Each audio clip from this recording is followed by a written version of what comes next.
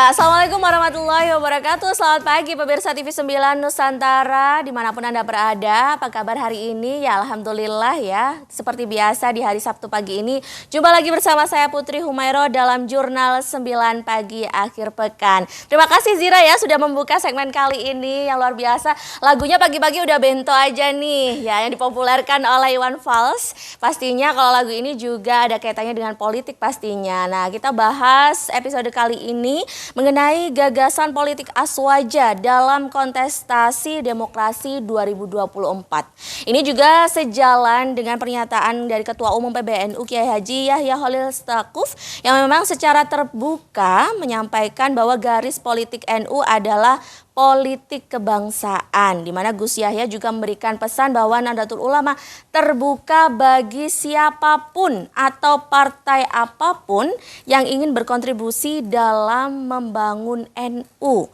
Nah, yang terbaru ini ya, Gus Yahya pun dalam acara 1 Abad NU oleh Partai Amanat Nasional atau PAN di Surabaya beberapa waktu yang lalu juga menyebut warga Nahdien tidak haram memilih PAN. Nah, menyikapi hal tersebut juga bagaimana sih komentar dari beberapa narasumber yang sudah bergabung ini bersama saya ya, baik secara virtual maupun di studio secara langsung ya, mengenai pernyataan dari Gus Yahya ini. Apakah efek atau berdampak bagi bagaimana kontestasi ya untuk bagaimana pemilihan umum di tahun 2024 mendatang? Sudah bergabung bersama saya di studio yaitu Bapak Dr. Suko Widodo MSI. Beliau adalah pengamat komunikasi politik UNAR. Assalamualaikum, selamat pagi Pak Suko. Salam, selamat pagi. Sehat ya, Alhamdulillah. Sehat, luar biasa. Alhamdulillah, pagi-pagi udah gabung di studio. Ya, mengamati bagaimana politik ini ya ke depannya di 2024 nanti juga. Selain itu secara hybrid juga secara virtual sudah bergabung ya Kiai Haji Maman Imanul Haq SIGMM. Beliau adalah anggota Komisi 8 DPR Republik Indonesia fraksi PKB. Assalamualaikum, selamat pagi Gus. Sehat ya? Selamat pagi Mbak Putri, selamat pagi Pak Suko. Iya, baik. Dan selanjutnya, nah ada Pak Nyarwi Ahmad. Apakah sudah bergabung di sini? Ya, mungkin bisa saya sapa. Oke, baik. Selamat pagi Pak Nyarwi. Selamat pagi Mbak, selamat pagi Mas Suko. Saya ini. Alhamdulillah. Sahib, ya. Ya, Pak Nyarwi Ahmad. Ini adalah Direktur Eksekutif Indonesian Presidential Studies ya, betul ya? Selamat pagi Gus Maman. Oke, Pagi, ya, Mas. disapa dulu lah sesama antar narasumber biar kita nyantai, enjoy juga. Nah, ini juga kita bahas mengenai gagasan politik Aswaja dalam kontestasi demokrasi 2024. Sebelum kita bahas merujuk ya, ini sejalan pernyataan dari Gus Yahya ini. Saya ingin tahu dulu dong dari Pak Nyarwi ini ya. Secara data dulu gimana sih ya, sepertinya juga banyak perebutan juga dan sejalan dengan Nahdlatul Ulama ini dengan kaitannya dengan politik, seperti apa sih sejauh ini pengamatan dari Pak Nyarwi ya, silahkan. Ya, sebenarnya udah banyak ya data-data survei ya yang menjelaskan itu juga, termasuk saya sendiri pernah ya bikin IPS ini, pernah bikin 4 kali survei nasional ya, cuma ada berapa publish ada yang enggak gitu. Data kita itu menunjukkan kalau kan kita selalu tanya itu standar ya, salah satunya afiliasi ormas ya, ormas apa salah satunya ditanya, kan ada opsi ya Nahdlatul Ulama salah satunya. Nah di situ kita dapat angka sebenarnya persentase dari pemilih apa namanya Muslim ya yang menyatakan berafiliasi, padahal pemilih Muslim Indonesia kan besar sekali ya, 88% kurang lebih, itu di angka kurang lebih naik turun ya. Itu antara 48% bahkan sampai 53%. Itu dari beberapa data survei kita. Artinya apa? Potensi pemilih NU gitu kan besar sekali ya. Besar sekali sebenarnya. Bahkan kalau misalnya di luar NU pun ditanya gitu. Sekarang kan juga NU itu nggak hanya untuk umat Islam ya. Iya betul. Banyak juga yang beragama lain itu sebenarnya merasa cocok gitu ya dengan ideologi yang diusung oleh NU gitu.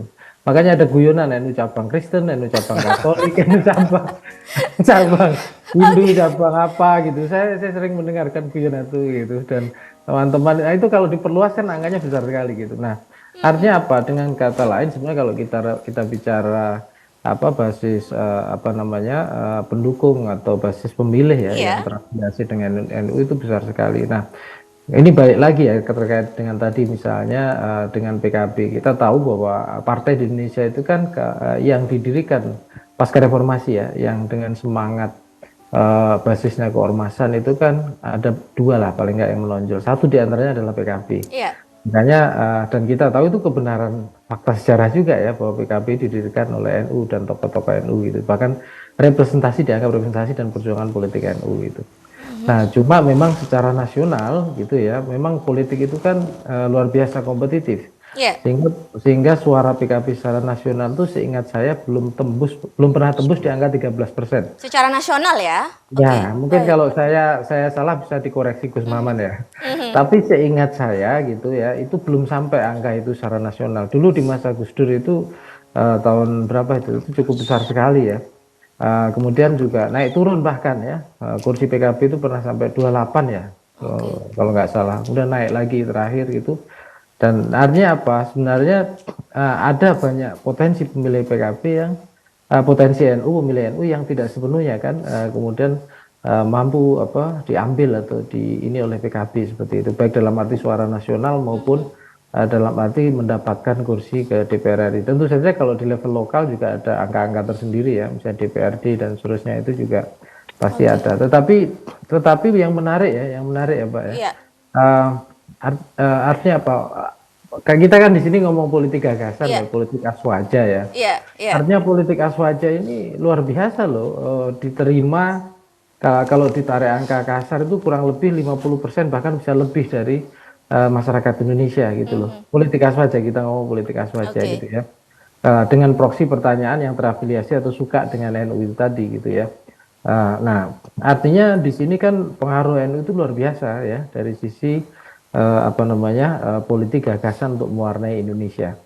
Dan yang menarik lagi, ini yang menarik sebenarnya dalam banyak, kalau kita ngomong NU itu kan dengan politik aswaja itu ada beberapa prinsip ya yang kemudian diasosiasikan sebagai politik yang moderat, toleran dan seterusnya. Di beberapa negara lain ya, misalnya di Eropa, partai-partai atau organisasi yang cenderung istilahnya warnanya itu moderat, itu istilahnya selalu makin hari itu makin hilang pengaruhnya gitu.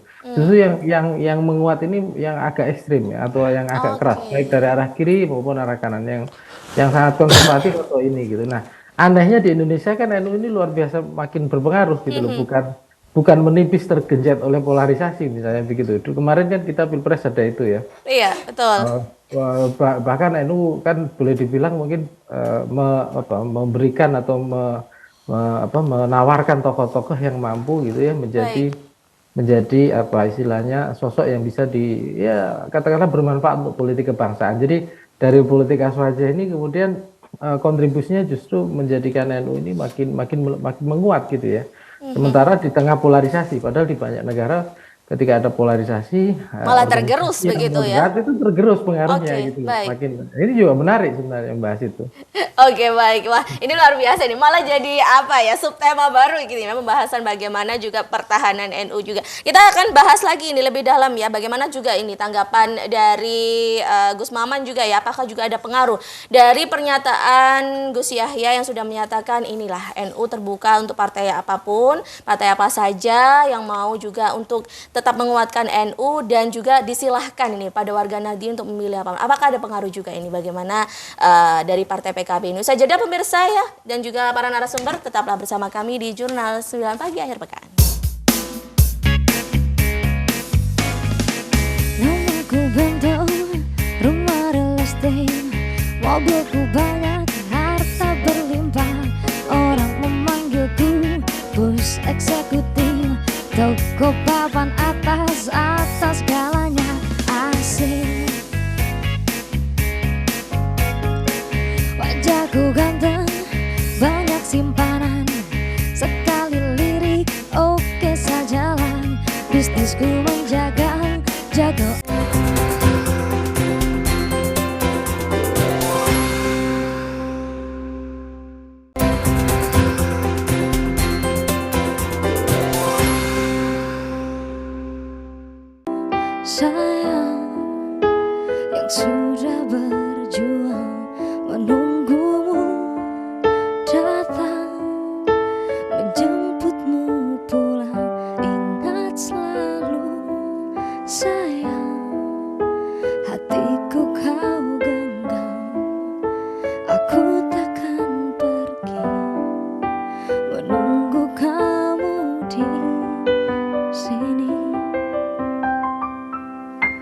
Ya terima kasih pemirsa, Anda masih bersama kami dalam Jurnal 9 Pagi akhir pekan. Terima kasih ya Zira ya. Aduh lagunya ini auto langsung melo gara-gara Pak Suka ini ya. Entah yang menunggu ini siapa, Nahdlatul Ulama tetap ya menjaga NKRI. Yang nunggu yang nunggu Iya. calon anggota DPR. Oke, baik. Oh yang menunggu Gus Maman. Gus Maman silakan ini komentarnya gimana nih ya terkait juga pernyataan dari Gus Yahya yang juga memang secara terbuka ya menyatakan bahwa inilah warga Nahdien terserah mau memilih partai manapun dan juga NU pun terbuka untuk partai manapun yang juga ingin membangun Nahdlatul Ulama. Silakan Gus, tanggapannya Gus. Yang pertama tentu kita bersyukur karena NU memasuki abad kedua. 100 tahun itu sesuatu yang sangat panjang dan pengabdian NU memang sudah terbukti bukan hanya untuk Indonesia tetapi juga untuk dunia. Iya. Dan ada 5 karakter dari Ahlus Sunnah wal Jamaah ala Thariqat Nahdlatul Ulama. Nah, salah satunya itu adalah fikrahnya itu fikrah islahiyah.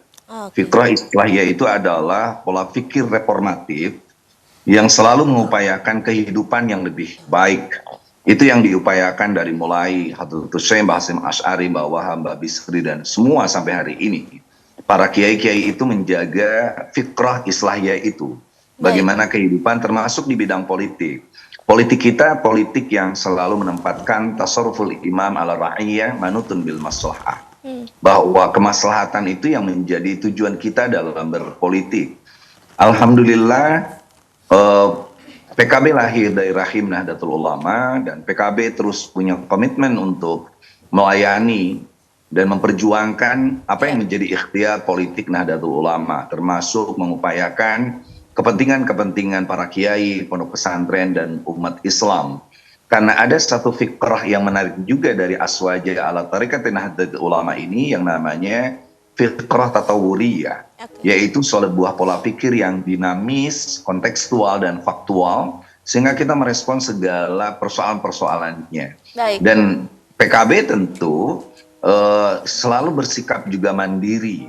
Maka kalau misalnya Ketua PBNU membuat pernyataan seperti itu bagi PKB justru menjadi cambuk bahwa sesungguhnya PKB bisa menjadi lebih besar karena kita punya yang namanya 3 hal penting di PKB itu. Saya sebagai Sekretaris Dewan Suro DPP PKB, yang pertama kita ingin memperkuat struktural PKB sampai ke tingkat bawah. Kita keliling kemarin ke Jawa Timur melakukan musyawarah kiai. Kebetulan saya jadi moderator, Mas Suko. Di sana lalu ada Kiai Fuad Sidogiri, Kiai Nurul Huda Jajuli, Gus Ali Masruri, dan banyak kiai termasuk Gus-Gus. Itu salah satunya nasihatnya adalah perkuat struktur PKB. Karena apa yang dikatakan Mas Sarwi tadi, kita adalah partai reformatif yang dilahirkan dari rahim NU, ada Gus Dur, ada Kiai Muhid, Gus Mustafa Bisri dan sebagainya. Sampai hari ini kita punya kursi di parlemen, tidak pernah terlempar dari parlemen. Ada beberapa partai yang masuk parlemen hilang lagi seperti PBB, Hanura, PKPI dan lain sebagainya. Nah kita alhamdulillah 58 kursi hari ini, 4 menteri dan lain sebagainya adalah bukti bahwa kita terus di bawah Gus Muhaimin memperkuat struktural. Yang kedua, tugas kita adalah mempererat hubungan dengan Nahdlatul Ulama. Sekali lagi, kita tidak pernah memperalat NU karena kita adalah alat NU. Jadi kitalah sebenarnya yang menjadi alat para kiai. Kan NU nggak mungkin minta-minta uang, bikin proposal dan sebagainya. Tapi kami, anggota legislatif, justru memperjuangkan agar anggaran itu bisa berpihak kepada pesantren, berpihak kepada kiai yang telah berjuang, para asatid. Misalnya di Komisi 8 kita memperjuangkan BOP, biaya operasional pesantren 3,7 triliun saat COVID-19 kita tidak mendapat apapun. Kita pun kemarin bisa menurunkan harga haji dari 69 yang diusulkan pemerintah menjadi 49,8. Dan banyak hal yang kita perjuangkan termasuk perjuangan kesejahteraan ibu dan anak, penghentian kekerasan seksual terhadap perempuan, dan lain sebagainya. Nah yang terakhir, kita pun ingin memperkuat, memperluas gagasan-gagasan NU tentang politik kebangsaan. Kalau ada hablum minallah, hablum minannas, hubul watan minal iman seperti itu, PKB pun sekarang punya komitmen untuk hablum minal alam.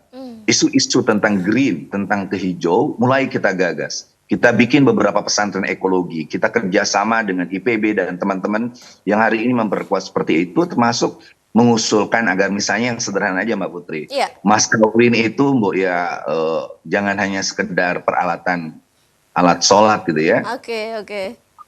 Itu pun hanya sajadah, hanya mau kena peralatan tapi tempat alat sholat sampah juga begitu. Seharusnya kan masjid dengan seluruh isinya itu peralatan alat sholat, pesantren dengan seluruh alat sholat, dan setelah itu baru ada penghijauan dan lain sebagainya. Makanya sekali lagi kita selalu sam'an wa ta'atan kepada Nahdlatul Ulama, kepada pengurus NU, kita pun sangat sam'an wa ta'atan kepada para kiai, para ashabul ma'ahid, para pendiri pemilik pesantren seperti itu, dan izinkan kami untuk terus berjuang. Tantangannya betul tadi kata Mas Sarwi itu, bahwa NU waktu jadi partai politik aja kita memang segitu-gitunya. Tetapi ketika jadi PKB kita lebih leluasa lagi. Karena musuh kita sebenarnya itu adalah kemiskinan, musuh kita adalah kebodohan, musuh kita adalah perpecahan. Dan perpecahan di dalam, seperti amanat Romo Yai Nurul Huda Jajuli, perpecahan di dalam itu lebih bahaya daripada perpecahan di luar. Saya rasa kalau kita sudah mengantarkan Gus Dur jadi presiden, Kiai Maruf Amin jadi wakil presiden, saatnya kita nanti bisa jadi presiden. Asal kita percaya diri. Salah satu sifat dari karakter Ahlus Sunnah wal Jamaah secara keseluruhan itu terlalu moderat. Saking moderatnya akhirnya mempersilahkan orang lain untuk jadi, dan kita ikhlas aja silahkan. Beda dengan Syiah, beda dengan kelompok Wahabi. Mereka walaupun kecil, mereka militan. Nah di kita itu nggak ada kepercayaan diri, kita tuh tidak militan, kita tuh hanya bisa teriak-teriak. Akhirnya cuma Ataki aja datang ke Madura ributnya minta ampun. Sekali lagi kenapa mereka militan? Karena mereka itu minoritas.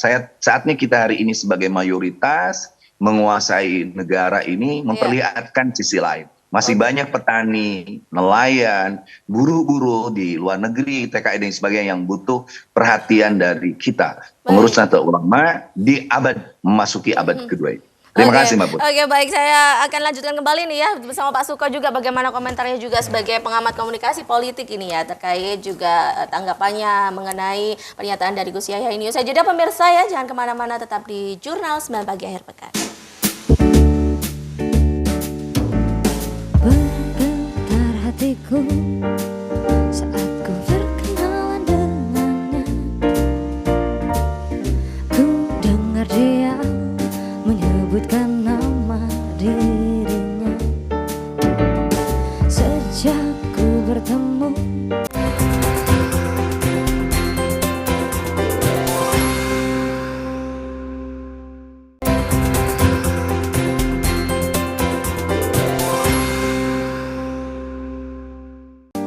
ku telah jatuh hati padanya.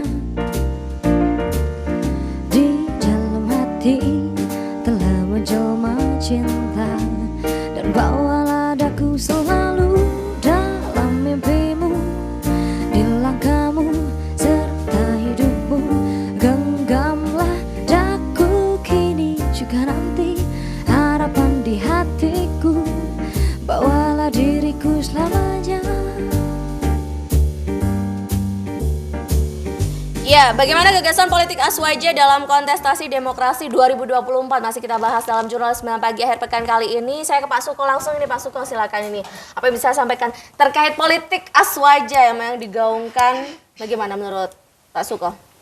Iya, saya kira satu abad NU itu menarik karena dia sudah menjadi value ya. Aswaja itu kan menurut saya value yang kemudian dia tidak hanya dimiliki oleh PKB saja. Kemudian kenapa Gus saya mengatakan itu, saya juga sepakat Gus Maman tadi bahwa historicalnya kan PKB memang lahir dari Gus Dur yang pernah menjadi PBNU waktu itu. Nah tinggal kemudian yang jadi krusial kan tarik menarik saya double jabatan struktural itu yang saya kira belum selesai di lingkungan NU PKB. Tetapi memang begitulah kalau Mas Nyarwi tadi mengatakan di Europe itu memang yang garis kiri ke kanan yang bertentangan. Kita punya jalan tengah itu. That's Indonesia. Jadi menurut saya NU adalah Indonesia, dan Indonesia itu adalah bagian dari nilai yang dibangun. Kan kita tahu NU kan lahir 2006 sebelum Indonesia merdeka. Masuk di situ. Yang penting menurut saya adalah working ideologi. Jadi ideologi Aswaja itu apakah dikerjakan oleh yang lain. Karena itu bagus Gus Maman tadi mengatakan bahwa kami justru ini kuat untuk mengukuhkan diri. Dan jawaban saya kira yang menjadi persoalan adalah ketika soal kemiskinan, soal ketimpangan, itu persoalan yang kemudian agar ideologi Aswaja itu memberi kemanfaat ke mereka itu. Dan begitulah memang seharusnya. Nah sekarang persoalannya bagaimana para politisi itu melakukan pekerjaan ideologi Aswaja itu ke masyarakat. Itu aja tantangan. Sudah apa belum? Ya itu, bagi saya menurut saya adalah salah satu pikiran simpelnya. Tapi jangan bilang siapa-siapa ya. Jadi salah satunya gini adalah kalau mau Aswaja jangan korupsi. Simpel kan? Iya, simpel tapi hal besar ini ya kalau korupsi. Berarti kalau masih ada korupsi belum Aswaja begitu kah? Baik, Kalau masih ada korupsi berarti belum Aswaja. Simpel kan? Karena orang harus tahu ukuran-ukuran real dari dampak apa. Kalau komunikasi Mas Nyarwi kan selalu dampak apa yang nilai yang dibagikan masyarakat. Nah kita kan sering di situ menangkap menangkap harapan masyarakat dan sebagainya. Ketika partai itu memenuhi harapan masyarakat dengan cara yang Aswaja, cara yang benar, baru itu jalan. Baik. Ya mungkin saya geser ke Mas Nyarwi ini ya. Mas Nyarwi, apa tanggapannya di segmen terakhir ini ya? Silakan, harapannya juga untuk politik ke depan khususnya. Silakan Mas. Ya saya singkat aja, nanti biar dilanjut Gus Maman. Begini, sebenarnya kan NU ini datang dengan politik yang besar, ide politik yang besar. PKB otomatis juga mewarisi gagasan besar dalam berpolitik gitu ya. Nah, dan satu lagi, segmen pasarnya itu besar sekali lah. Besar sekali gitu. Artinya apa? Untuk berkembang menjadi partai yang besar, untuk kemudian mewarnai Indonesia lebih kuat lagi, tadi disampaikan Gus Maman, itu peluangnya selalu terbuka. Nah, tantangannya memang kemudian adalah kan banyak yang lain yang juga menawarkan berbagai alternatif, termasuk politik yang tidak berbasis politik gagasan besar tadi, yang kemudian seringkali lebih menggoda gitu. Nah, ini saya kira juga tantangan yang harus dihadapi. Jadi kayak PKB sendiri saya kira juga harus punya upaya yang lebih keras lagi ya untuk melakukan konsolidasi di elektoral, termasuk meyakinkan para tokoh NU juga bahwa misalnya kelayakan atau kepantasan para pimpinan yang potensial di PKB itu untuk menjadi pemimpin politik seperti capres, cawapres dan seterusnya. Saya kira itu upaya yang sudah dilakukan juga oleh Gus Muhaimin juga.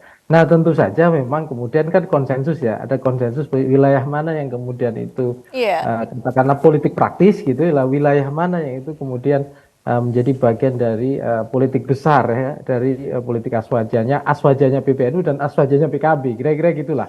Itu singkatnya gitu. Monggo. Baik ya, Gus Maman silahkan Gus. Ya, ada 3 hal ya. Kita perlu untuk melakukan semacam eksperimentasi memimpin, bahwa NU atau Nahdliyin punya kompetensi dalam memimpin negara. Kalau Wahabi punya contoh memimpin Arab Saudi, lalu Syiah punya Iran, Indonesia sebenarnya bisa, dan itu dimulai dari Gus Dur dan Kiai Ma'ruf Amin sekarang, bahwa Nahdliyin atau NU punya kompetensi untuk memimpin. Yang kedua, saya berharap NU di abad kedua itu tidak hanya ahli dalam bidang berkumpul. Istilah saya itu Mas Suho, Mas Erwi, bahwa NU itu paling mudah berkumpul tapi sulit berbaris.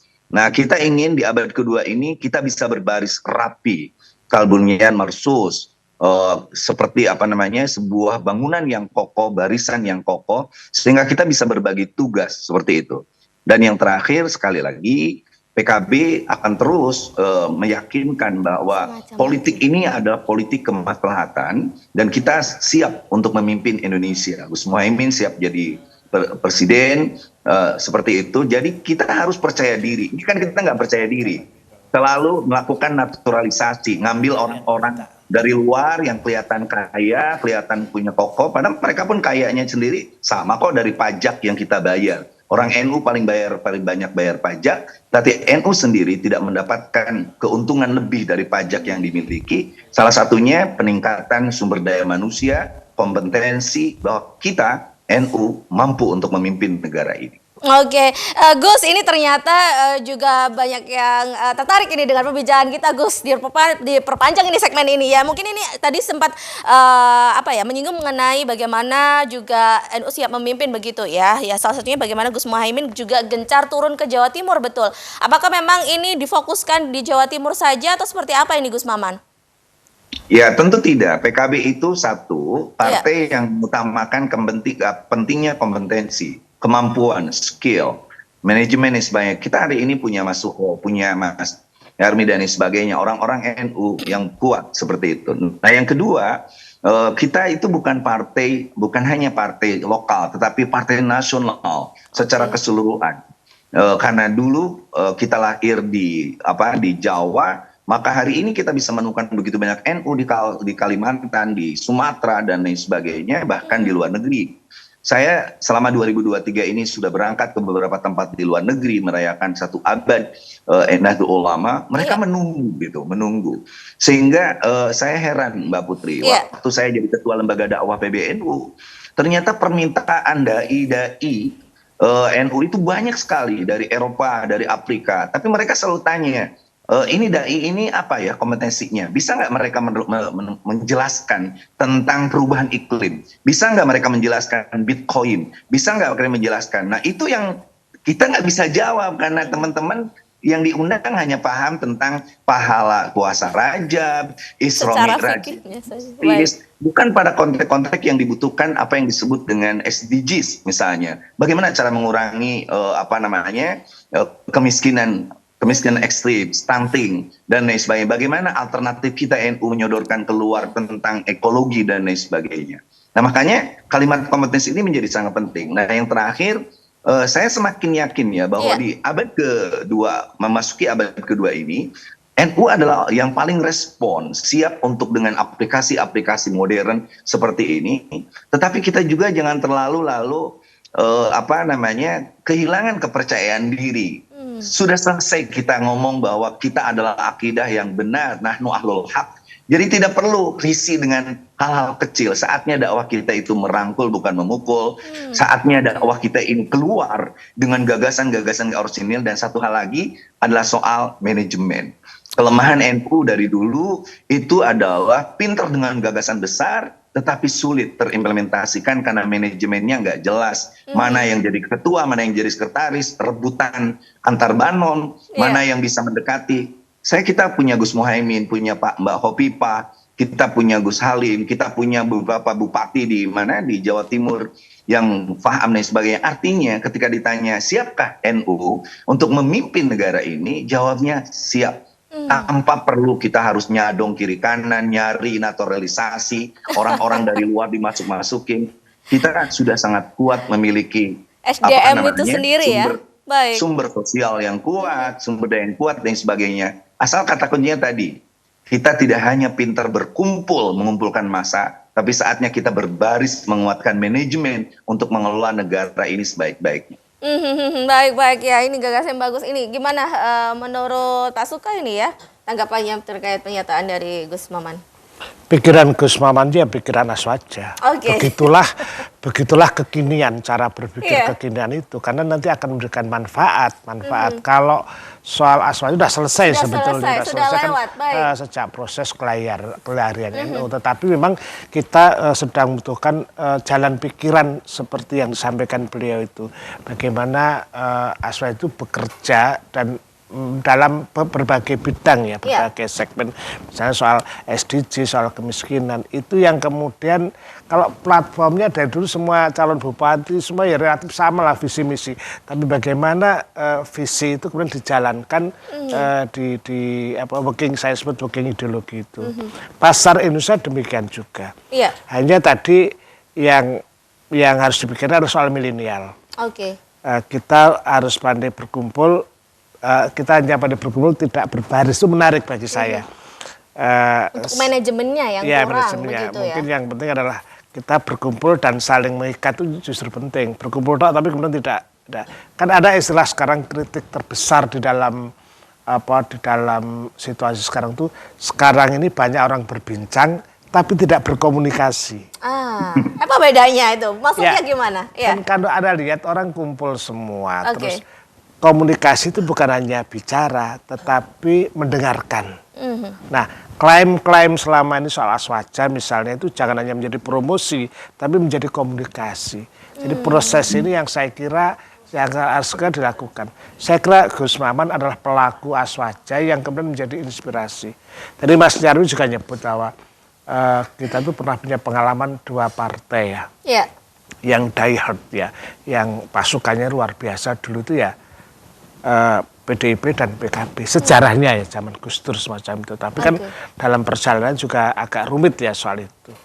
Tantangan terbesar justru tadi perpecahan di dalam itu yang kemudian menghambatnya di situ. Dan itu malah lebih bahaya begitu kan? Makanya ini kan mesti harus diselesaikan secara adat tuh, atau dibicarakan lagi. Baik. Saya juga ingin tahu ini ya, apakah juga dari pernyataan Gus Yahya yang juga mempersilahkan itu tadi, apakah juga pengaruh dengan perpecahan dari suara PKB ini yang mungkin NU kebanyakan juga memilihnya ke partai PKB ini, apakah juga berpengaruh? Usai jeda ya Pak Suko ya. Saya jeda pemirsa, jangan kemana-mana, tetap di Jurnal 9 Pagi akhir pekan. Ketika ku mendengar bahwa kini kau tak lagi dengannya, dalam benakku timbul tanya, masihkah ada dia di hatimu bertahta, atau ini saat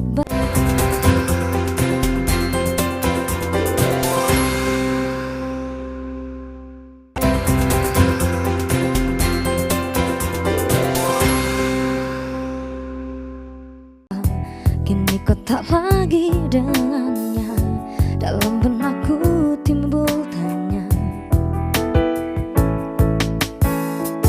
masihkah ada dia di hatimu bertahta, atau ini saat bagiku untuk singgah di hatimu. Namun siapkah kau untuk jatuh cinta lagi? Meski bibir ini tak berkata bukan berarti ku tak merasa ada yang berbeda di antara kita, dan tak mungkin ku melewatkanmu hanya karena diriku tak mampu untuk bicara bahwa aku inginkan kau ada di hidupku. Ya, terima kasih Anda masih bersama kami dalam Jurnal 9 Pagi akhir pekan. Ya, kalau tadi syair yang dinyanyikan oleh Zira tak mampu untuk bicara. Wah, kalau komunikasi ini harus mampu bicara ya, dan mendengarkan. Ya. Penting mendengarkan. Kan itu sekarang banyak juga orang saling berjumpa, tapi tidak bertemu. Oke. Dalam ini. Maksudnya apa ini? Tanya Gus Maman nanti.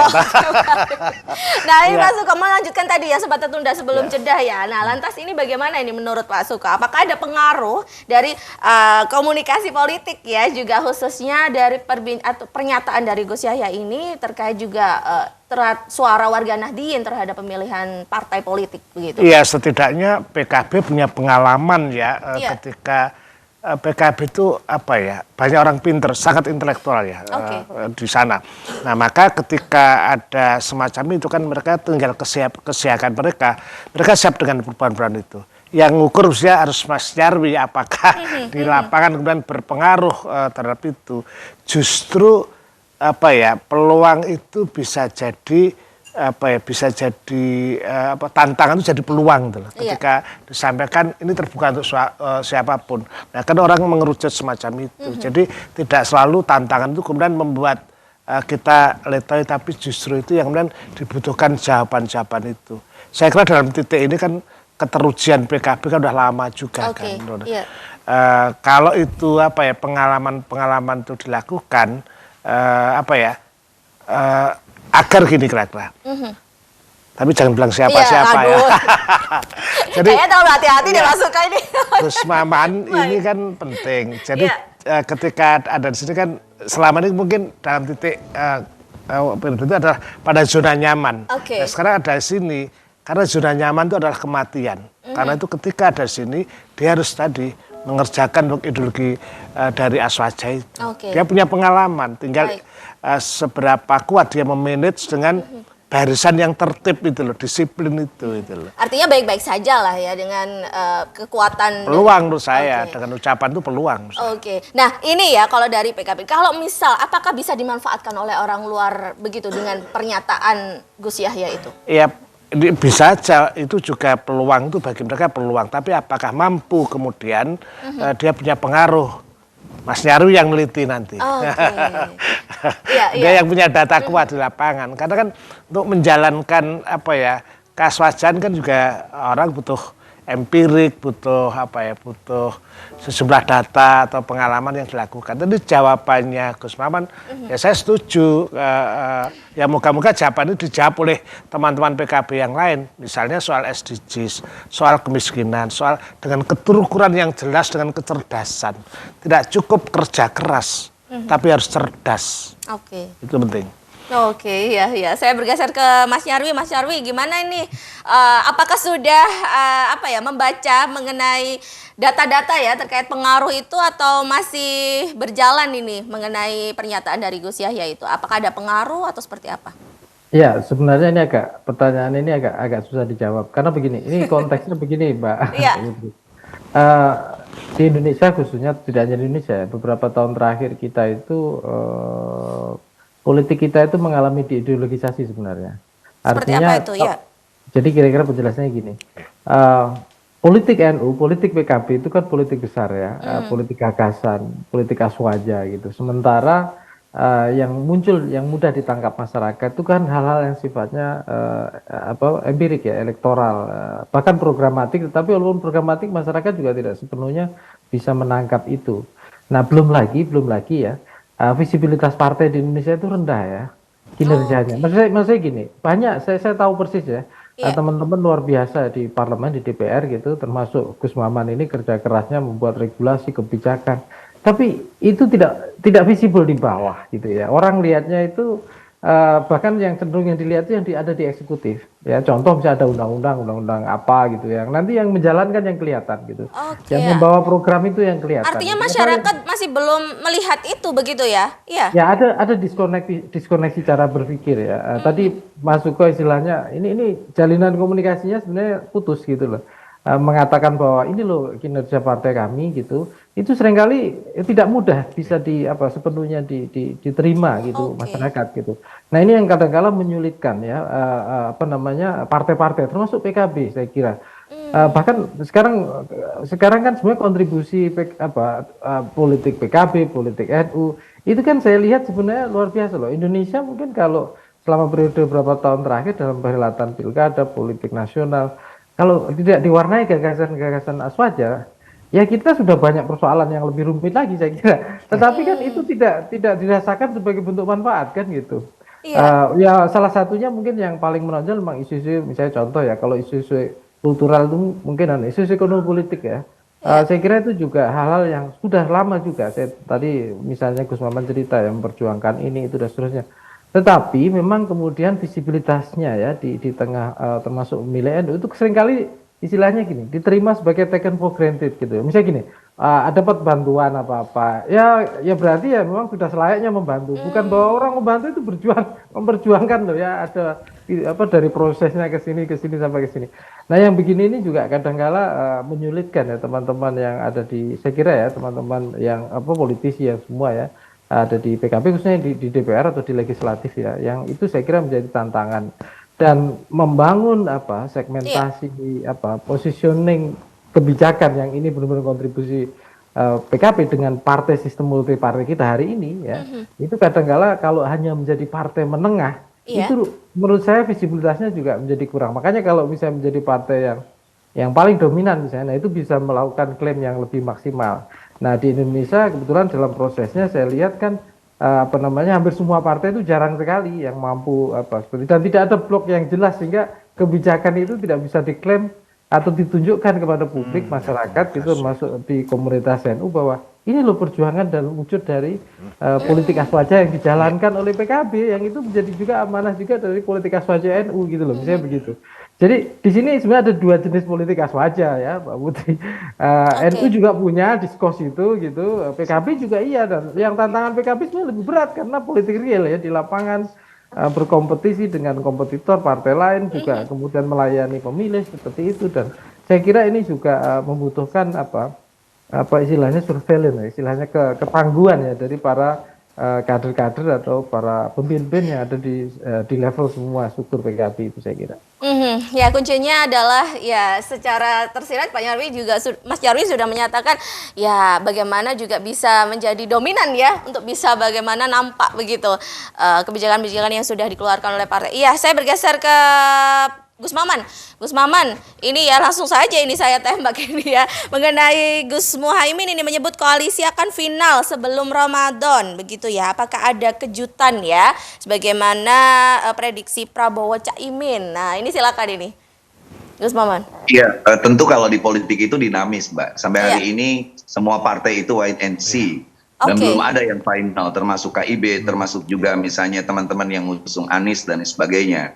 Saya mendampingi Gus Muhaimin untuk ketemu Pak Prabowo dan di waktu peresmian Sekber itu, dan dua tokoh itu meyakini bahwa kita akan bisa membuat kemajuan-kemajuan dan meneruskan apa yang dilakukan oleh Pak Jokowi dengan komposisi Prabowo Muhaimin, ataupun nanti ada pergerakan lain, tapi dua tokoh itulah yang layak untuk memimpin Indonesia. Nah, saya ingin mengomentari sedikit, Mbak, bahwa politik itu menjadi penting, tapi harus seorang seperti PKB misalnya, itu harus memiliki paling tiga kemampuan, tiga kitab sekaligus. Pertama, PKB punya orang yang mampu kitab kuning, dan itu kebanyakan seperti itu. Modal sosial kita memang memiliki bagaimana norma-norma politik dan sebagainya. Tapi kita perlu orang yang memiliki kitab putih. Nah, kita punya Mas Suko, kita punya Mas Nyarwi Ahmad dan lain sebagainya. Orang yang kitab putih sehingga lebih real datanya, faktanya, dan juga teorinya. Tetapi kita butuh juga yang kitab abu-abu. Politik ini sesuatu yang perlu didekati. Dulu NU punya Mbah Wahab Hasbullah yang mampu untuk melakukan diplomasi tinggi. Punya yang namanya Kiai Wahid Hashim yang mampu meyakinkan Soekarno tentang pentingnya memasukkan misalnya Rajaban Maulid Nabi di istana. Nah, seperti itu. Nah, kitab abu-abu ini yang kadang-kadang nggak paham. Saya ambil contoh, mohon maaf ya. Saya tadi lihat di sebelum iklan, itu TV 9 ada musiknya Mbak siapa tadi? Zira, itu tiba-tiba ada Yamaha. Pertanyaan saya, emang di Yamaha kasih duit nggak ya ke TV 9? Nah, itu saya yakin nggak ada. Saya yakin nggak ada. Seperti juga COVID-19. COVID-19 kita baca doa Likom 1 Lutfi habis-habisan. Sementara orang di lain NU, mereka berpikir bagaimana caranya dapat cuan lewat vaksin, lewat APK, dan sebagainya. Kita menyelamatkan Indonesia lewat doa, itu udah bagus, tapi nggak dapat apa-apa. Seharusnya dengan kasus COVID-19 kita sudah bisa bikin rumah sakit, kita bisa bikin beasiswa untuk guru-guru, untuk dokter-dokter dari NU dan sebagainya. Tapi karena modalnya doa dan lihong satun di semua pengajian, akhirnya kita beres COVID, la salam wa la kalam. Itu aja pertanyaannya. Kalau besar lewat PKB besar dan sebagainya, sekali lagi TV 9 tidak akan dengan mudah membuat Yamaha di depan, tapi tidak sepeser pun Yamaha bayar di acara ini. Oke, luar biasa. Ikhlas, Mbak. Nah, yang terakhir lagi, saya semangat aja ada masuk. Misalnya kenapa sih kita tidak berani menawarkan diri untuk jadi presiden, tidak berani menawarkan diri untuk jadi gubernur atau jadi apa? Padahal Qurannya jelas. Sayyiduddin bin Abdissalam dalam Syajaratul Ma'arif misalnya mengutip bagaimana Nabi Yusuf mengatakan, waj'alni ala khazainil ard inni hafidun alim. Pilih aku jadi menteri karena aku ini hafidun alim. Orang NU itu ikhlas, biarin aja orang lain, akhirnya diambil orang lain semua. Baru ketika udah diambil orang lain, YouTube diambil Wahabi, ini diambil ini, kita teriak-teriak. Dan itu karakter NU itu adalah karakter Indonesia. Saya datang ke Singapura, saya tanya, kamu jadi bagian apa? Saya emang nggak jadi bagian apa-apa, Kang Maman, yang manajer tuh orang India. Emang hebat orang India, Bangladesh? Enggak, mereka asal ngomong. Saya bilang, lu yang ngomong di belakang. Dia bisa ngomong, mengajukan diri, gue mampu dan gue jadi manajer. Jadi orang kita tuh misalnya, apa istilah Surabaya? Artinya kepercayaan dirinya kurang begitu kah? Iya. Atau terlalu lillah begitu ya? Ya. Lillahi ta'alanya perlu diperbaiki. Lalu yang kedua itu gampang gerundeng, ngomong di belakang, udah telat dan lain sebagainya. Makanya betul tadi, kita terlalu banyak berbincang tapi jarang berkomunikasi. Hadis riwayat Mas Suko. 2023. Oke, baik Mas Suko. Ya silakan ini. Apa yang bisa disampaikan? Ya, tantangannya adalah ke depan ya. Tantangan ke depan itu yang menjadi penting. Tadi saya bilang PKB punya histori yang cukup bagus untuk mengelola dengan ideologi keaswajaan itu. Betul, salah satunya adalah karena tadi kita berjumpa tapi nggak bertemu gitu loh. Jadi jalan sendiri, berbincang nggak berkomunikasi. Ini misalnya, tapi jangan bilang siapa-siapa, saya guyonan.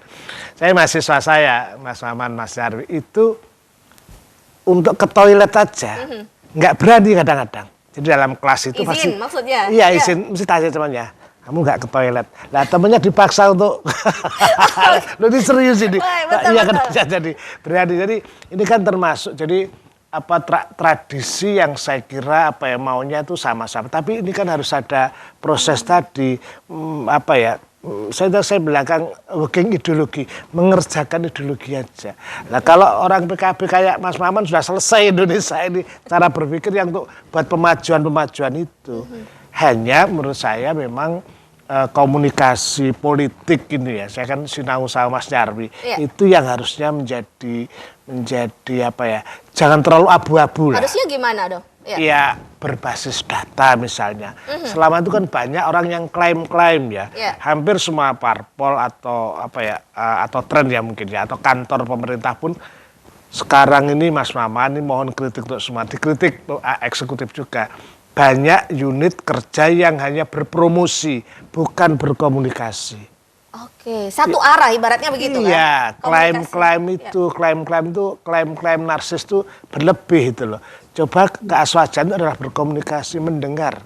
Or unearthed, mendengarkan yang tidak terdengar, mendengarkan yang tidak berbunyi, itu kan penting. Nah kita butuh orang seperti Mas Maman itu. Kalau PKB melakukan itu, udah itu kecepatannya bisa dengan cepat. Yang kita butuhkan adalah, makanya kita bilang soal aswaja itu udah selesai kan jadwal. Tapi bagaimana itu dikerjakan sungguh-sungguh oleh orang-orang yang tangguh, orang yang kalau ke toilet sendiri aja nggak usah aja itu kan punya pengalaman. Iya betul, sebagai mahasiswa dulu seperti itu.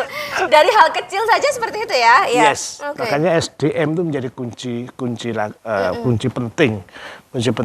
Tantangan ke depan. Iya, masa depan politik khususnya gimana nih? Ini kan di atas 59%. Gen Z itu kan akan menjadi pemilih itu.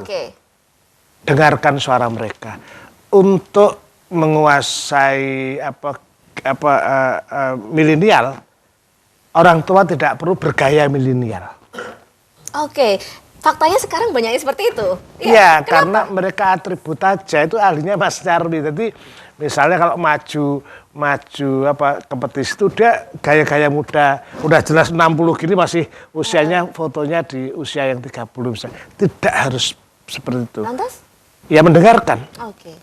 Dengarkan mereka mau mereka, dan tadi berkomunikasi itu, dilakukan itu. Jangan hanya berjumpa belum tentu berasa, tapi bertemu pasti membawa rasa. Apa sih Pak Suko pengaruhnya dari Gen Z ini? Iya, mereka kan mereka bilang katanya apolitik. Enggak, anak muda itu nyari politik betul. Tapi dia seperti cinta bertepuk sebelah tangan. Karena dia tidak dengar, begitu kah? Iya, kan generasi tua gini kan sukanya pidato, saudara-saudara itulah. Mereka itu juga ingin ini udah kolaborasi, ini interaktif. Ini konsepnya anak muda itu kan interaktif dan kolaboratif itu yang dilakukan. Nah, cara itulah yang harus dijawab kalau PKB pengen, dan dia punya modal harusnya. Oke, baik ya. Saya bergeser ke Mas Nyarwi. Mas Nyarwi, ini juga sejalan dengan tema kita ya, gagasan politik aswaja dalam kontestasi demokrasi 2024. Silakan ini sebagai penutup, apa yang bisa saya sampaikan? Ya, mohon izin Mas Nyarwi, audionya ya. Iya, saya nyambung dengan Mas Suko dan mungkin tadi juga dengan Gus Maman ya. Kita tahu bahwa struktur demografi pemilih kita itu kira-kira yang di bawah 40 sekarang 50 sekian persen, 55-6%, 59 ya sekitar itu.